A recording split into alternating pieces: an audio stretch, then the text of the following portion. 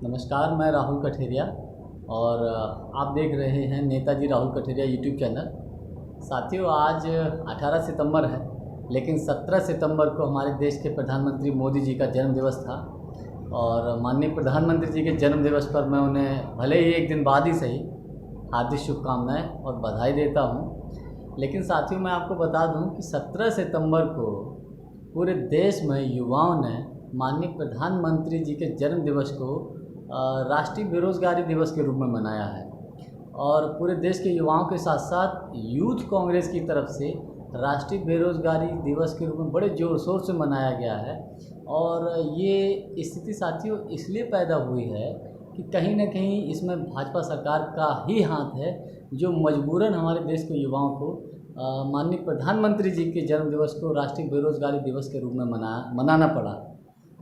ऐसा मैं इसलिए कह रहा हूँ क्योंकि देश के आज़ाद होने के बाद जितने भी ये 70 साल हुए हैं, 70 सालों के इतिहास में ऐसे किसी भी सरकार के कार्यकाल में हमारे देश में बेरोज़गारी इतने चरम स्तर पर नहीं पहुंची थी जितने पिछले 7-8 सालों में पहुंच गई है साथियों।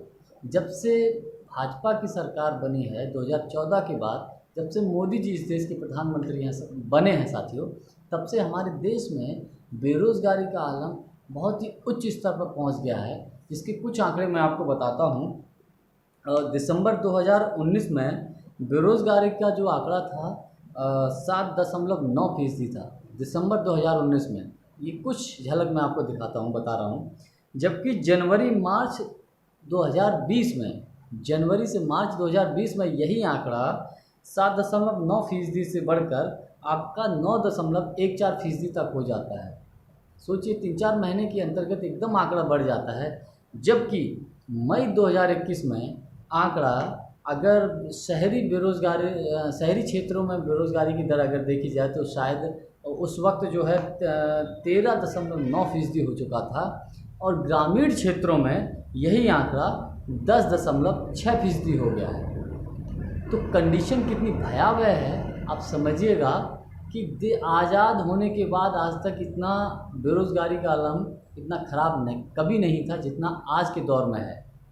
जबकि हमारे देश के प्रधानमंत्री माननीय मोदी जी ने सरकार बनने से पहले हमारे देश के युवाओं से, देश के लोगों से ये वादा किया था कि हमारी सरकार आएगी तो मैं प्रति वर्ष 2 करोड़ लोगों को रोज़गार दूंगा। शायद वो वादा तो मुझे लगता है हवा हवाई हो गया है।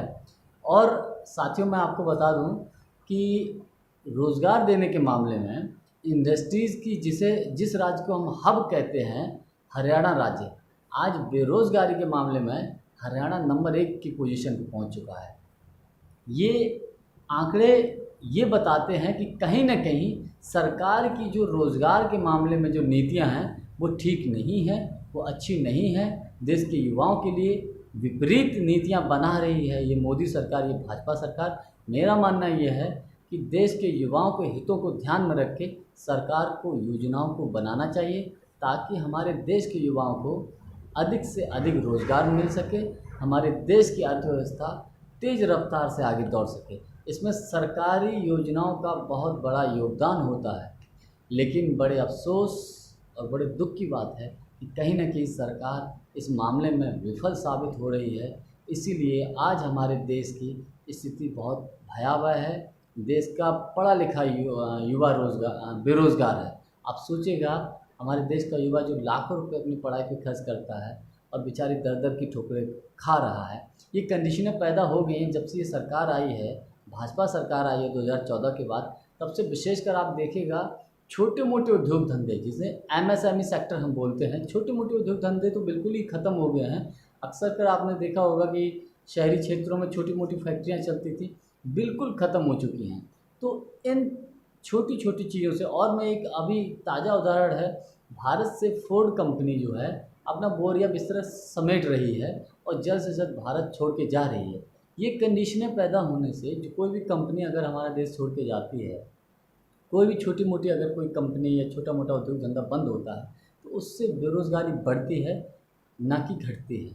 तो कहने का तात्पर्य है, सरकार को अपनी नीतियाँ इस प्रकार से बनानी चाहिए ताकि देश के युवाओं को रोज़गार मिल सके और वो आगे तरक्की कर सकें और देश की अर्थव्यवस्था को बढ़ाने में अपना योगदान दे सकें। तो मेरी अपील है भारत सरकार से कि इस प्रकार की योजना बनाई जाए ताकि हमारे देश के युवाओं को रोज़गार मिल सके। धन्यवाद, नमस्कार। और साथियों, मेरी अपील है आप सभी लोगों से कि हमारा YouTube channel Netaji Rahul Katheria YouTube channel को सब्सक्राइब जरूर कर लें। पिछले कुछ महीनों से थोड़ा सा अनियमितता आ गई थी वीडियो बनाने में, लेकिन अब मैं कोशिश करूंगा कि रेगुलर वीडियो बनाता रहूं। इसलिए मेरा पुनः आपसे निवेदन है कि हमारे यूट्यूब चैनल को सब्सक्राइब जरूर कर लें और बेल आइकन्स की घंटी को दबा दें ताकि आने वाली नई नई वीडियो आपको मिलती रहे। धन्यवाद, नमस्कार।